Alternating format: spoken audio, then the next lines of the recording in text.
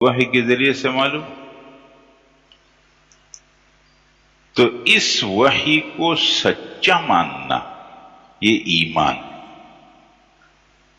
اور اس وحی کو جھوٹا ماننا یہ کفر.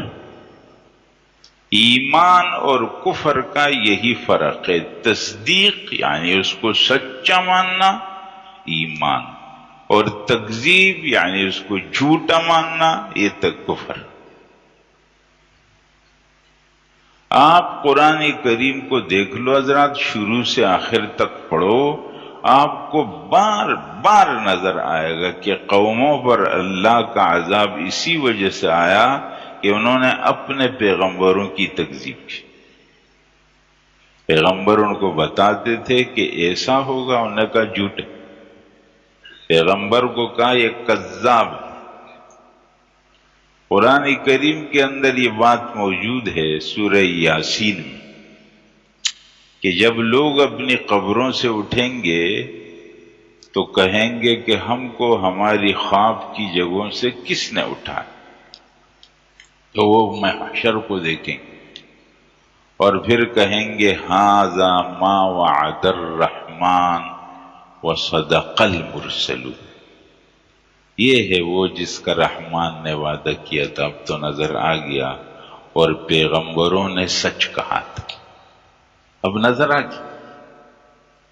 پیغمبر جو بتاتے تھے وہ سچ ہو گیا.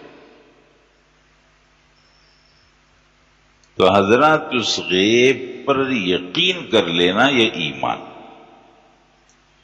اب قرآن کریم کی جو آیت میں نے پڑھی ہے اس کا ترجمہ کرتا ہوں، پھر میں آتا ہوں رمضان کی طرف.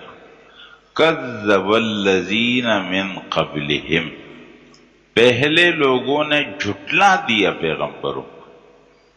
فأتاہم العذاب، آیا ان پر عذاب ایسی جگہ سے کہ ان کو پتہ بھی تھا.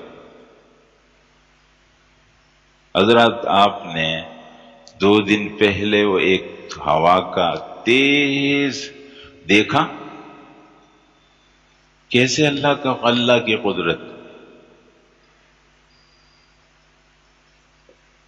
کیسے اللہ کرتے، کون مقابلہ کر سکتا؟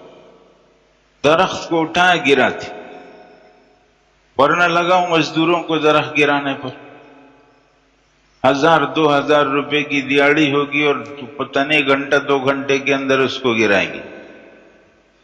1 منٹ میں گرا تھی.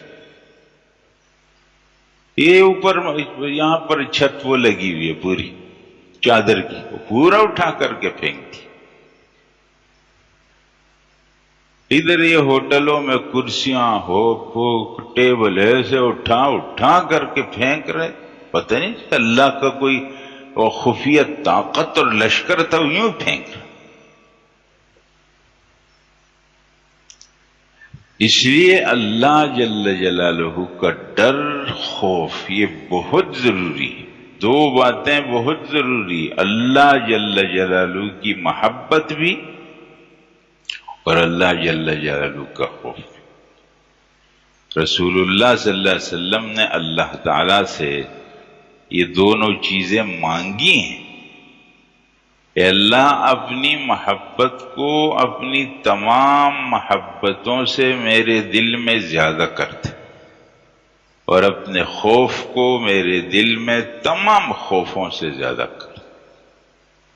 ہر انسان اپنے دل میں کسی نہ کسی چیز کی محبت بھی رکھتا ہے اور اپنے دل میں کسی نہ کسی چیز کا خوف بھی رکھتا ہے.